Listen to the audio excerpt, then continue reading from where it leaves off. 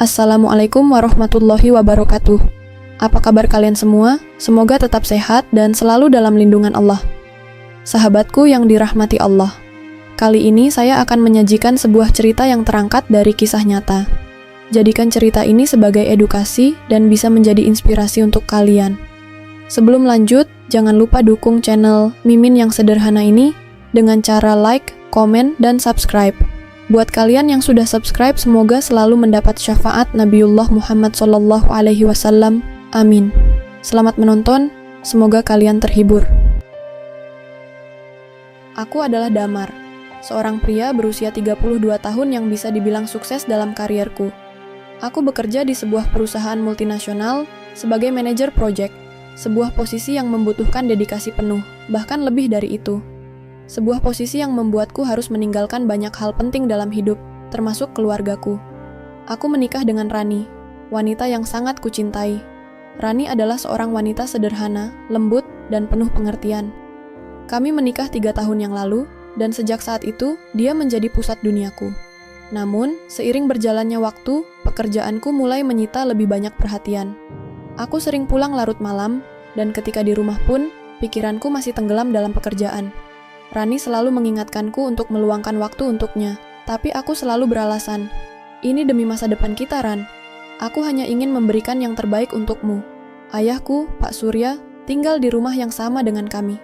Sejak pensiun 2 tahun lalu, beliau memilih untuk tinggal bersamaku agar tidak merasa kesepian di kampung. Ayah adalah pria yang tegas dan penuh wibawa. Tetapi, sejak pensiun, ia menjadi lebih santai dan ceria. Ia dan Rani tampak akrab, sering berbincang di ruang tamu saat aku tidak ada. Awalnya, aku merasa lega melihat kedekatan mereka. Kupikir itu hal yang wajar, mengingat mereka sering menghabiskan waktu bersama ketika aku bekerja. Namun, lambat laun, aku mulai merasa ada sesuatu yang berbeda. Setiap kali aku pulang, aku melihat ayah dan Rani tertawa bersama. Sesuatu yang jarang kulihat antara aku dan Rani belakangan ini. "Bagaimana harimu, Ran?" tanyaku suatu malam saat kami sedang makan malam. Rani tersenyum tipis. "Biasa saja, tadi aku membantu ayah menyortir koleksi bukunya di gudang. Banyak cerita menarik dari masa mudanya." Aku hanya mengangguk tanpa banyak berpikir. Saat itu, aku terlalu lelah untuk memperhatikan lebih jauh. Hari-hariku di kantor selalu penuh tekanan, dan aku merasa selama semua orang di rumah bahagia, itu sudah cukup. Namun, semakin lama, aku mulai merasa asing di rumahku sendiri. Rani dan ayah seperti memiliki dunia mereka sendiri.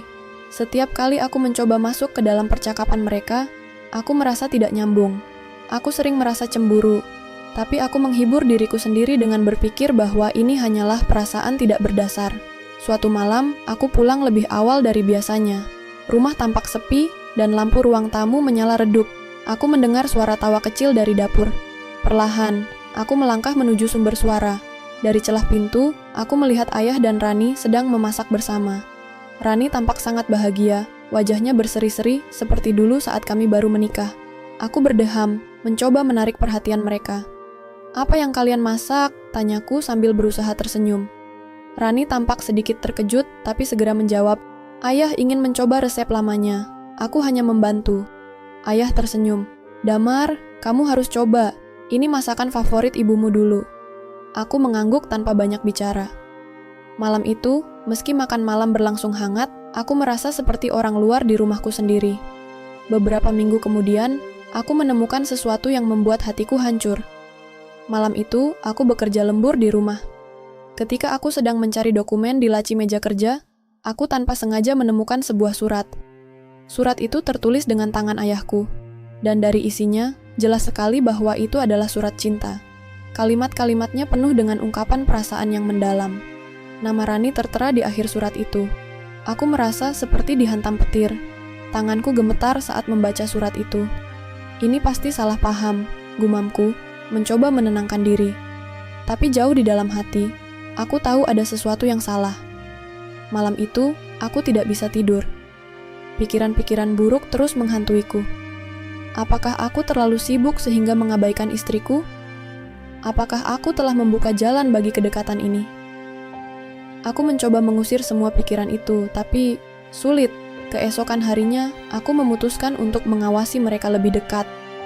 Aku ingin tahu apa yang sebenarnya terjadi di antara mereka. Namun, apa yang kutemukan akhirnya akan mengubah hidupku selamanya. Pagi itu, aku bangun lebih awal dari biasanya. Aku duduk di meja makan dengan secangkir kopi yang hampir tak kusentuh. Rani terlihat seperti biasa, mengenakan apron dan sibuk menyiapkan sarapan. Tapi ada sesuatu dalam tatapannya yang membuatku gelisah. Aku mencoba mengamati gerak-geriknya, berharap menemukan jawaban atas keraguan yang terus menghantuiku. "Kamu tidak makan, Mas?" tanyanya sambil menatapku dengan senyumnya yang lembut.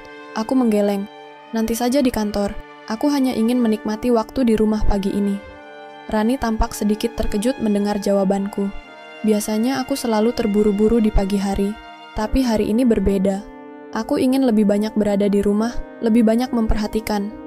Ketika ayah turun dari kamar, aku memperhatikan interaksi mereka dengan saksama. Tatapan mereka, senyum kecil yang mereka tukar, dan cara mereka berbicara. Semua terasa begitu natural, terlalu natural. Tapi di balik semua itu, aku merasakan ada sesuatu yang salah. Sesuatu yang tidak bisa dijelaskan dengan kata-kata. Hari itu, aku memutuskan untuk mengambil cuti tanpa memberitahu mereka. Aku ingin melihat apa yang mereka lakukan ketika aku tidak ada di rumah. Dari ruang kerja, aku mendengar suara mereka di ruang tamu. Mereka berbicara dengan nada yang hangat, sesekali diselingi tawa kecil. "Rani, aku tidak tahu harus berterima kasih seperti apa," suara ayah terdengar pelan. "Sejak ibumu meninggal, aku tidak pernah merasa hidupku seutuh ini lagi." "Ayah, jangan bicara seperti itu," jawab Rani. "Aku hanya ingin ayah bahagia."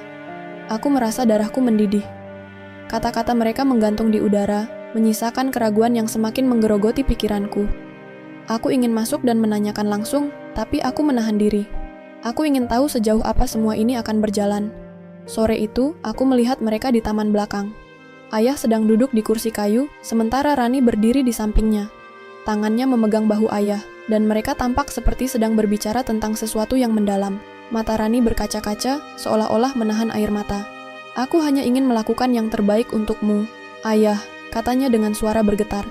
Ayah meraih tangan Rani dan menggenggamnya erat. "Kamu sudah melakukan lebih dari cukup, Nak. Aku bersyukur kamu ada di sini." Aku tidak bisa lagi menahan diri. Dengan langkah cepat, aku mendekati mereka. "Apa yang sebenarnya terjadi di sini?" tanyaku. Suaraku terdengar lebih keras dari yang kumaksudkan. Mereka berdua menoleh dengan ekspresi terkejut. Rani tampak gugup, sementara ayah mencoba berbicara dengan tenang. "Damar, tidak ada yang perlu kamu khawatirkan. Kami hanya apa?" potongku. "Ayah, aku menemukan surat itu. Aku tahu semuanya." Wajah Rani memucat, dan ayah terdiam. Saat itu, aku tahu bahwa hidupku tidak akan pernah sama lagi. Malam itu, aku memutuskan untuk mengambil langkah terakhir untuk mengungkap semuanya. Aku pura-pura pergi keluar kota untuk urusan pekerjaan. Aku harus ke Surabaya selama 2 hari. Ada proyek mendesak yang butuh pengawasan langsung, kataku pada Rani sambil membawa koper kecil. Rani hanya mengangguk tanpa banyak bicara. Ayah, seperti biasa, bersikap tenang. Namun, aku melihat sedikit perubahan dalam raut wajah mereka. Ada sesuatu yang ingin mereka sembunyikan, dan aku tahu malam ini adalah waktu yang tepat untuk mencari tahu. Setelah berpura-pura pergi, aku kembali ke rumah lewat pintu belakang. Aku mematikan lampu di ruang tamu dan bergerak dengan hati-hati menuju kamar kami. Dari luar, aku mendengar suara samar-samar. Hatiku berdetak kencang. Aku menahan napas, berusaha mendengar lebih jelas. "Kamu yakin tidak apa-apa?" Suara Rani terdengar pelan. "Damar tidak akan curiga. Dia percaya padamu sepenuhnya," jawab suara ayah dengan nada tenang. Tanpa pikir panjang, aku membuka pintu kamar dengan keras. Di dalam, aku melihat mereka berdua duduk di tepi tempat tidur. Rani tampak sangat terkejut, sementara ayah mencoba tetap tenang. "Apa yang kalian lakukan di sini?" Suaraku gemetar, campuran antara marah dan hancur. Rani berdiri dengan gugup. "Mas, ini tidak seperti yang kamu pikirkan." "Lalu seperti apa?" potongku. "Aku ingin penjelasan sekarang juga." Ayah menghela napas panjang. "Damar, dengarkan dulu. Ini semua hanya kesalahpahaman." Aku menatap mereka bergantian, mencoba mencari kejujuran di wajah mereka. Tapi semua yang kulihat hanyalah rasa bersalah yang tak mampu mereka sembunyikan. Malam itu, aku merasakan sesuatu dalam diriku hancur. Orang-orang yang paling aku percaya telah mengkhianatiku di tempat yang paling aku anggap aman. Rani mendekatiku, mencoba meraih tanganku. "Mas, tolong dengarkan aku." Aku mundur selangkah. "Jangan sentuh aku. Aku butuh waktu untuk berpikir. Aku keluar dari kamar, meninggalkan mereka berdua di dalam. Hatiku terasa seperti dicabik-cabik. Aku tidak tahu harus berbuat apa, tapi satu hal yang pasti, hidupku tidak akan pernah sama lagi. Malam itu, aku duduk di ruang tamu dengan lampu redup. Hati dan pikiranku berkecamuk mencoba memahami apa yang sebenarnya terjadi. Semua ingatan tentang pernikahan kami, semua janji yang pernah diucapkan, terasa seperti bayangan yang pudar. Aku merasa begitu lelah, seolah seluruh dunia telah runtuh di pundakku. Rani datang menghampiriku. Dia duduk di kursi di depanku, wajahnya penuh penyesalan. "Mas, tolong beri aku kesempatan untuk menjelaskan," katanya dengan suara bergetar. Air mata mengalir di pipinya. Aku menghela napas panjang. "Rani, aku mencintaimu. Tapi apa yang kulihat malam ini, aku bahkan tidak tahu harus mulai dari mana." "Mas, aku tidak pernah berniat menyakitimu," katanya sambil menggenggam tanganku. "Aku hanya merasa begitu kesepian. Ayahmu ada di sana ketika aku butuh seseorang untuk bicara. Tapi aku bersumpah, tidak ada apa-apa di antara kami selain rasa saling menghormati." "Saling menghormati?" Aku tertawa pahit. "Kalau begitu, bagaimana dengan surat itu? Bagaimana dengan semua tatapan dan kedekatan yang kalian sembunyikan dariku?" Rani terdiam, tidak bisa menjawab. Aku tahu bahwa tidak ada kata-kata yang bisa memperbaiki luka ini.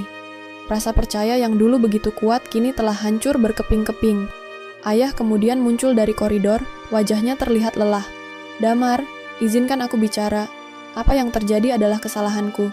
Aku seharusnya menjaga jarak, tapi aku terlalu nyaman dengan kehadiran Rani.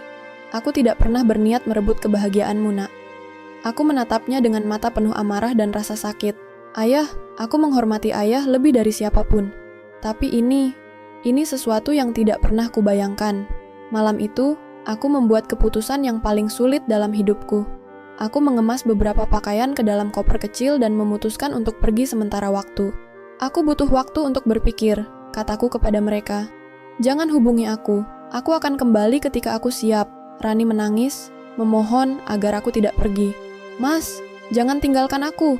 Kita bisa memperbaiki ini bersama."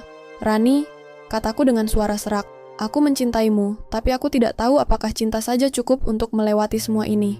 Aku perlu waktu untuk menemukan diriku lagi, untuk mencari tahu apa yang sebenarnya aku inginkan." Aku meninggalkan rumah malam itu dengan hati yang berat. Setiap langkah yang kuambil terasa seperti pisau yang menusuk lebih dalam. Aku tidak tahu apa yang akan terjadi selanjutnya, tapi satu hal yang pasti, aku tidak bisa terus hidup dalam bayang-bayang pengkhianatan. 3 bulan telah berlalu sejak malam itu, dan hidupku berubah total. Aku pindah ke apartemen kecil di pinggiran kota, mencoba membangun kembali kehidupanku. Aku fokus pada pekerjaanku, berharap kesibukan bisa mengalihkan pikiranku dari luka yang masih terasa perih. Namun, luka itu tetap ada. Setiap malam, aku sering teringat wajah Rani dan ayahku. Aku bertanya-tanya, apakah keputusan meninggalkan mereka adalah hal yang benar. Sampai suatu hari, aku menerima sebuah surat dari ayahku. Surat itu ditulis dengan tangan, penuh dengan kejujuran yang menyentuh. "Damar, aku tahu aku telah membuatmu terluka. Aku hanya ingin kamu tahu bahwa aku tidak pernah berniat menghancurkan hidupmu. Rani dan aku telah memutuskan untuk menikah, bukan karena kami ingin mengkhianatimu, tetapi karena kami menemukan kebahagiaan dalam kebersamaan. Aku harap kamu bisa menemukan ruang dalam hatimu untuk memaafkan kami." Aku membaca surat itu berkali-kali. Air mata mengalir tanpa bisa kucegah. Rasa marah dan kecewa perlahan berubah menjadi penerimaan. Aku tahu, hidup ini penuh dengan keputusan yang sulit, dan aku tidak bisa terus hidup dalam bayang-bayang masa lalu. Beberapa minggu kemudian, aku kembali ke rumah. Rani dan ayah menyambutku dengan wajah penuh harap. Kami duduk bersama, berbicara dengan hati terbuka. Aku menyadari bahwa kebahagiaan mereka adalah sesuatu yang tidak bisa aku tolak, bahkan jika itu berarti aku harus melepaskan apa yang pernah aku miliki. Hari itu, aku memberikan restuku. "Ayah, Rani, aku tidak akan pernah lupa apa yang terjadi, tapi aku memilih untuk memaafkan. Hidup ini terlalu singkat untuk terus menyimpan dendam. Jika kalian bahagia bersama, maka itu sudah cukup bagi aku." Pernikahan mereka berlangsung sederhana, dihadiri oleh keluarga terdekat. Aku berdiri di sana, menyaksikan mereka saling mengucapkan janji. Meski hati ini masih terasa berat, aku tahu bahwa keputusan ini adalah yang terbaik untuk semuanya. Setelah itu, aku memutuskan untuk pindah ke kota lain. memulai hidup baru. Aku belajar bahwa cinta sejati bukan hanya tentang memiliki, tetapi juga tentang merelakan. Dan di balik semua luka ini, aku menemukan kekuatan untuk memulai kembali.